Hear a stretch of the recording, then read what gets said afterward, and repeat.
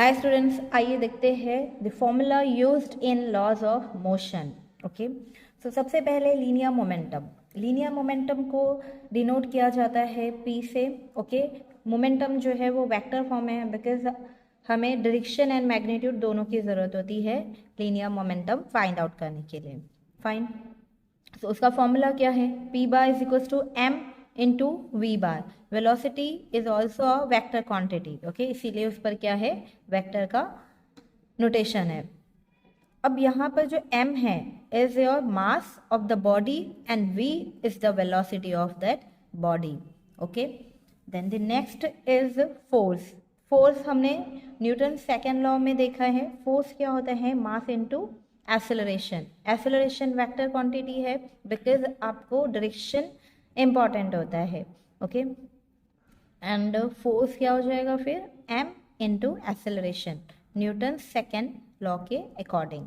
Okay, जहाँ पर m जो है again the mass of the body and a will be the acceleration of that body. Then the next one is work done. By the force हम find out कर सकते हैं कि work done क्या है। तो वर्क डन क्या होता है? For a small area the dw will be given by f bar into dx bar. Okay, again the work is a vector quantity and force is also a vector quantity and ये है आपका displacement. Okay, सो कहाँ पर displacement हुआ है, किस direction में हुआ, ये हमें बताना है। That's why it's also a vector quantity. जो वर्क डन होता है वो in terms of internal energy भी हम फाइंड आउट कर सकते हैं। Okay, by the first law of thermodynamic. So फिलहाल इतना याद रखो कि वर्क डन को माइनस डी डब्ल्यू भी कहा जाता है। ओके, देन अगर मुझे समझो कि ये फॉर द स्मॉल एरिया है, अगर मुझे overall work done find out करना है तो इसे हम क्या करते हैं? सिंपली इंटीग्रेट करते हैं। ओके, सो जब डी एक्स इंटीग्रेट करेंगे तो क्या मिलेगा हमें? Distance, right? तो क्या मिल जाएगा? S. For here the dot product क्या होता है? डॉट हटेगा तो क्या आता है आपको? Cos theta. ओके, तो W is equals to F S cos theta. Okay, जब वेक्टर फॉर्म में लिखना होगा तो F bar dot S bar. Fine, and ये मैंने आपको ऑलरेडी बता दिया। वो क्या होते हैं? The integration of from the distance S1 to the S2 F into D S. Okay, तो यहाँ पर वर्क डन कंप्लीट होता है कि वर्क डन को आप कितने फॉर्मूलेज में यूज़ कर सकते हो। ओके, और कैसे फाइंड आउट कर सकते हो। नेक्स्ट है इस चैप्टर में कंजर्वेशन वाला part. Conservation is very important. So the conservation of linear momentum यानी क्या होता है? फर्स्ट ऑफ ऑल कंजर्वेशन का मतलब क्या होता है? कंजर्वेशन मीन्स इनिशियली मीन्स जब आपने स्टार्ट किया कोई भी काम। ओके, एंड जब आपने काम ख़त्म किया। सो इनिशियली और फाइनली जो मोमेंटम होगा वो क्या होना चाहिए? सेम। कोई भी, चाहे वो काइनेटिक एनर्जी रहे, मोमेंटम रहे, वर्क डन रहे, कुछ भी रहने दो, अगर वो आपके इनिशियल टाइम पर एंड आफ्टर 1 घंटा 2 घंटा सेम है वो पैरामीटर, तो वो क्या है? कंजर्व्ड है। ओके, सो कंजर्वेशन मीन्स होता है the initial value of that parameter should be equals to the final value of that parameter. Okay, so अगर कंजर्वेशन ऑफ लीनियर मोमेंटम पूछा तो हो जाएगा P bar initial is equals to P bar final. Similarly conservation of kinetic energy के लिए the kinetic energy initially should be equals to kinetic energy final. Okay, and ये था for the single body. अगर समझो कि आपके पास more than one body है तो यहाँ पर हो जाएगा summation. Okay, summation summation summation means addition of all bodies, momentum and kinetic energy. Okay, अब आफ्टर दैट इस चैप्टर में आता है कोलिजन वाला पार्ट। ओके, अब जो कोलिजन होता है, कोलिजन मतलब जो टक्कर होती है, टकराव जो होता है वो 2 टाइप का होता है।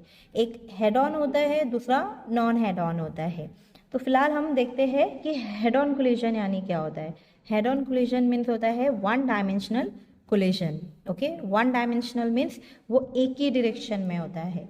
फॉर एग्जाम्पल आपको मैं बताती हूँ कि मैं 2 मार्बल ले रही हूँ, ओके।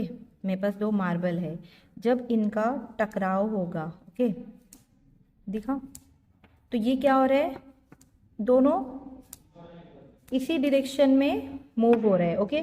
सेकंड क्या है आपका, समझो एक ब्लॉक है, इसको आप कंसिडर कर सकते हो कि कोई एक वॉल है, ओके। ये ऑब्जेक्ट आप अपने आप को कंसिडर कर सकते हो, भागते हुए आप जा रहे हो इसके पास, ओके। तो क्या हो रहा है, फाइन, इससे टकरा कर वो वापस आ रहा है, बट इस ऑब्जेक्ट को कुछ नहीं हो रहा है, ओके। अब मैंने आपको 2 कोलिजन बताए, एक ये वाला कोलिजन बताया जहां पर ये क्या हो रहा है, टकरा कर रिटर्न आ रहा है, ओके, दिखा, ये टकरा कर रिटर्न आ रहा है। तो इसमें क्या हो रहा है कि जिस स्पीड से वो जा रहा था उसी स्पीड से वो रिटर्न आ रहा है ये ऑब्जेक्ट। तो यहाँ पर क्या हो रहा है, कंजर्वेशन हो रहा है, मोमेंटम हुआ, राइट। बट जो कोलिजन मैंने आपको ये वाला बताया, ओके, इसमें क्या हो रहा है, दोनों भी ऑब्जेक्ट मूव हो रहे हैं, ओके, दोनों भी ऑब्जेक्ट क्या हो रहे हैं, एक दूसरे से अलग हो रहे हैं, सेपरेट हो रहे हैं, फाइन।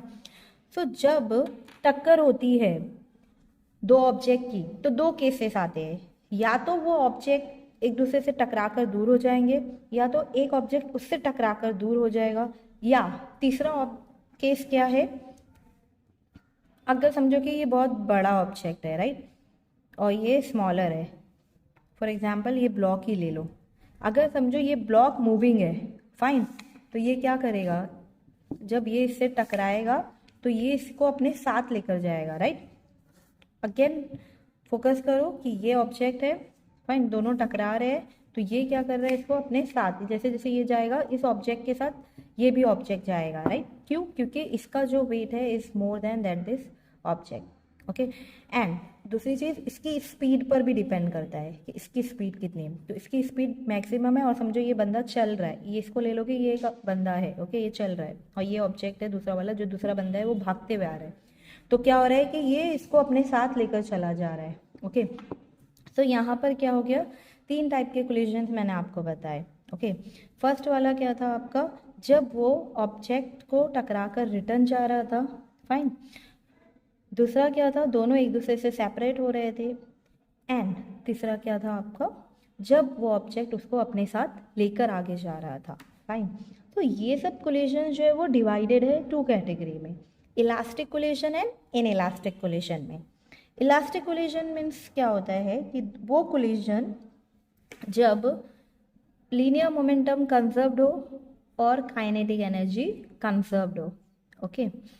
कंजर्वेशन होना चाहिए लीनियर मोमेंटम और काइनेटिक एनर्जी का, ओके। सो ये वाला जो मैंने आपको केस बताया था जहाँ पर ये ऑब्जेक्ट टकरा कर रिटर्न आ रहा था, इसकी इनिशियल वेलोसिटी से जो वो जा रहा था उसी की फाइनल वेलोसिटी से वो रिटर्न आ रहा है, ओके। सो मीन्स ये जो टकराव है, ये जो कोलिजन है वो क्या है आपका, इलास्टिक कोलिजन, ओके। अब एक और मैंने केस बताया, जब दोनों ऑब्जेक्ट एक दूसरे से टकरा कर एक दूसरे से दूर जा रहे हैं, ओके। सो इसमें क्या हो रहा है, दोनों भी ऑब्जेक्ट सेम स्पीड से एक दूसरे को टकरा रहे हैं और दूर जा रहे हैं, फाइन।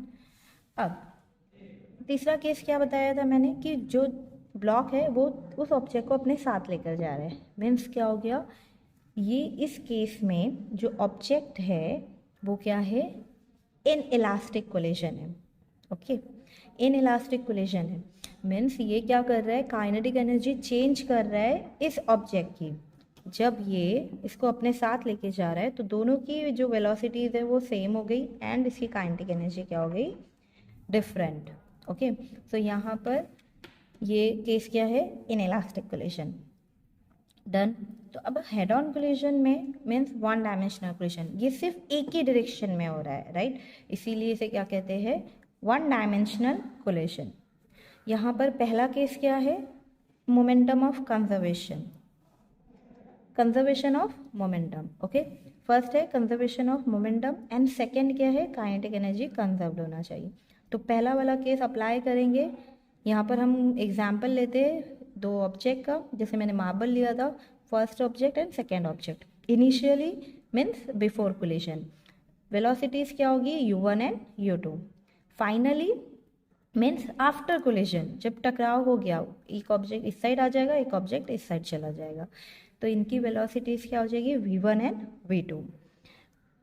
मोमेंटम का फॉर्मूला पता है क्या होता है, मास इनटू वेलोसिटी। तो इस ऑब्जेक्ट का मोमेंटम क्या हो जाएगा, m1 v1, ओके, प्लस इस ऑब्जेक्ट का m2 u2, m2 u1 plus m2 u2। हम इनिशियली बात कर रहे हैं ना, इसीलिए m1 u1 plus m2 u2। अब फाइनल में क्या है, v1 एंड v2, तो m1 v1 plus m2 v2, done.